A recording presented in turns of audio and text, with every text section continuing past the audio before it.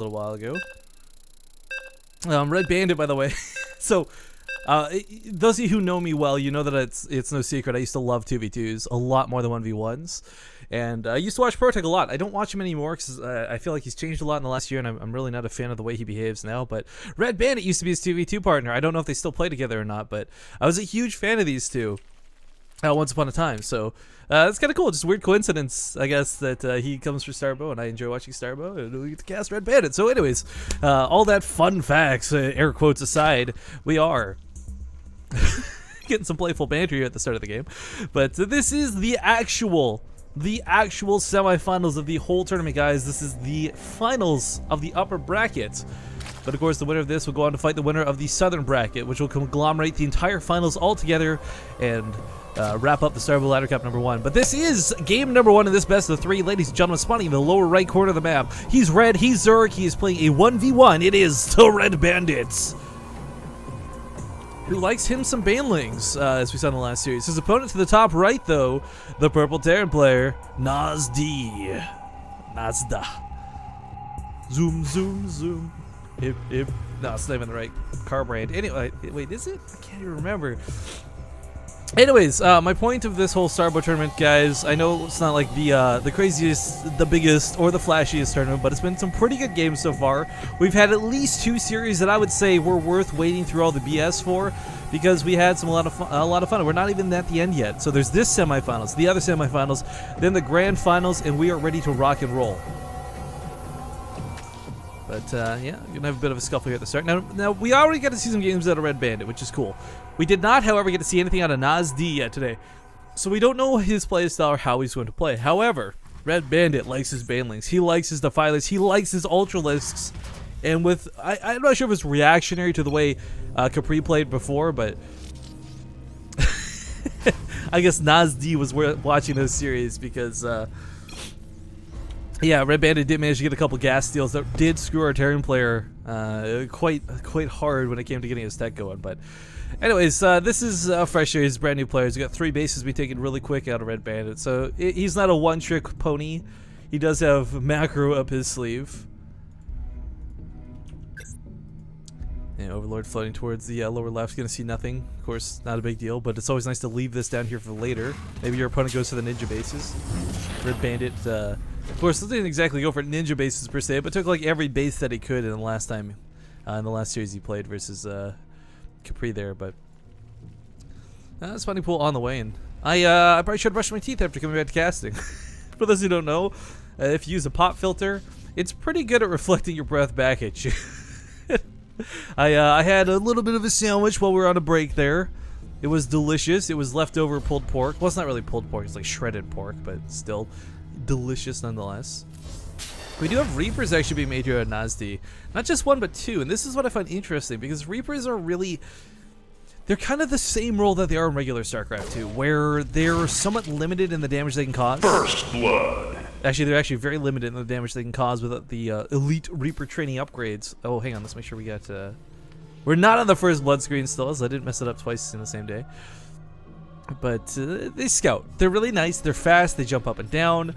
The cool, kind of interesting thing about Starbow maps, though, guys, in general, Andromeda is the first map. Well, I guess Python too, but like the new maps are the first maps we're seeing where there's actual use for Reapers, the actual ability to jump up and down cliffs. As a lot of Starbow maps have these very choked off, 1 brick long sort of cliffs, so Reapers don't have the ability to jump up there. Now he's going to pick up a couple links here. A decent start here for NasD. A couple more links he's going to try and get up here, but it's really a queen. It's the enrage ability it has that's going to make this a lot more effective to deal with. Unfortunately, all the links have been killed at this point, and while a metabolic boost is on the way, Red Bandit cannot mine from this base while this is going on. That being said, it's totally cool, because he's got 3 bases in total. He might have to just keep all the drones in the main for the time being, but I mean, that's really not an issue with the queen guarding it. Bleeding out lings like this, though, is going to become an issue if this continues much further. We do see a spine car that was made. This is 100% in case the queen's out of position, and if he doesn't have enough lings, if this were to snowball out of control. But that's not going to be the case. We got a stim pack on the way. We don't have additional Reapers coming across the map. We don't have Elite Reaper training, so no C8 or whatever cluster... what's this? Yeah, G4 cluster bombs. None of those will be coming into play anytime soon. As cool as they are, not going to happen in this game. Reaper's just looking for some more free kills. We'll get a couple on these lings, but Despite bleeding out low amounts of units, the key thing is Red Bandit didn't really lose a lot of drones to this. He did cut workers, which kind of sucks, so it's almost like it's, you know, why kill a drone if you can prevent it from being made in the first place type logic. Reapers are going to be able to jump up this cliff, though. But even if they do, they got to protect and shoot with these Marines. NasD, get your Marines involved, your Reapers involved in the fight, man. He loses all his Marines there. We'll be able to keep these Reapers on the top of the cliff. Bunker completes. Can he get inside the bunker, though? Looks like he will, and yeah, some Marines should hold this. We got a medic out too, so SCVs just need to pull the bunker in. Red Bandit with a bit of counter aggression, really well handled here. We'll get some of these things out alive. Unfortunately, didn't quite get those 2 Reapers, but killing off 4 Marines was a not bad trade. We do see him pretty much even up the resources lost, but at this point, he kind of needs the drone like crazy, and that's exactly what he was doing behind this. So making up for the quote-unquote losses earlier is going to have all the drones in the world on 3 bases to feel a little bit more comfortable with. Now, it's worth noting here, guys, NasD, all the jokes aside about that gas steal, means he was watching Red Bandit play. He's got a pretty good idea of what's going to be coming. He can probably expect banelings, and there we go, baneliness, as I'm talking about, on the way. But the thing is, like, you might know your opponent goes banelings, you might know your opponent goes ultralisks, but does any of that matter if you can't deal with it is the big thing. So, all jokes aside, it's kind of that scary thing I was talking about last time, where the Starbow community is kind of tight-knit, it's kind of closed, and a lot of players know each other's strategies right off the bat. So NasD is coming into this with a little bit of an advantage in that regard. Whether he can utilize it or not, we're going to have to see. Now, he's actually opted out of making Firebats, something we did see our last tier player do versus Red Bandit, and Firebats got trucked on by a lot of banelings. This time he's going to be able to stim, he's going to be able to split, he's going to barrel stabilize this, for goodness sake. He's going to be ready to rock and roll.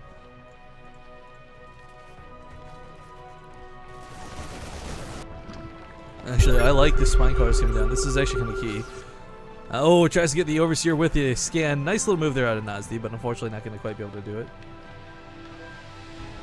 I know. Anyways, the spine crawlers I feel are kind of necessary. I really like this because he doesn't have the units to deal with this just yet. He knows it. He's got banelings on the way, but they're not here yet. Spine crawlers won't stop this many stim Marines, but they'll buy him a lot of time, and they'll take out a good chunk of them on the way. Scan goes down to reveal what's behind the spine crawlers, but as I said, spine crawlers will go down here pretty quick. No nurturing swarm energy available, aka transfuse. Banelings, it doesn't really matter if they fight on or off creep. Again, I mentioned earlier today, creep does not provide a speed bonus in any way, shape, or form to Zerg units, so fighting on creep, fighting off creep doesn't really matter. He just needs to take a solid fight. But unfortunately, with this many Marines, Red Bandit, yeah, he might have 3 bases, he might have economy, but he's got no way to connect to this. There's no centrifugal hooks. The spine car goes down. More banelings are on the way, but even the lower left corner of the map has been revealed. And these Reapers, they'll eventually kill this base. Marines trucking into this. Queen does enrage, and Red Bandit can't quite get the baneling connects he wants. Of course, these medics are pretty much out of energy, though, so the more he stims, the more it's going to hurt. But it's not like this is all it. Like, this isn't all in. This isn't all his cards on the table. Red Bandit is actually bleeding out pretty hardcore here, whereas NasD is just got a ton of reinforcements behind this. Like, let's say Red Bandit holds this off. He doesn't have anything for round 2. So I really like this move out of NasD. This early aggression, kind of just in your face. Like, you don't have time to get banelings is the logic. And even if you have banelings, you don't have enough for centrifugal hooks. But third base is slowly, and I want to emphasize slowly going down over here.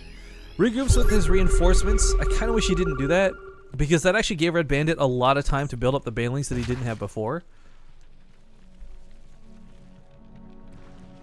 This is going to be difficult. If you get some good connects, you can certainly hold this. But medics on the front lines that are out of energy soak those hits. Firebats are still involved with this too, so Lings can't even just flood in. Big splits out of NasD as he pulls back. Finally gets to his baneling connect, but it's still not enough. Spine callers are buying him time, but again, that's kind of just a little bit of extra time.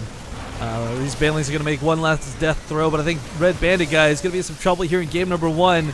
Looking pretty much over at this point with this big Marine push. Lings coming out are not going to cut it. Good game will be called, and game number 1 will go to NasD. But of course, it's only game number 1, and it's a best of 3, so fear not. If you're a big Red Bandit fan, he's not out of this yet. I believe it's going to be his map pick, though, so he's got that much going for him. We'll see if he can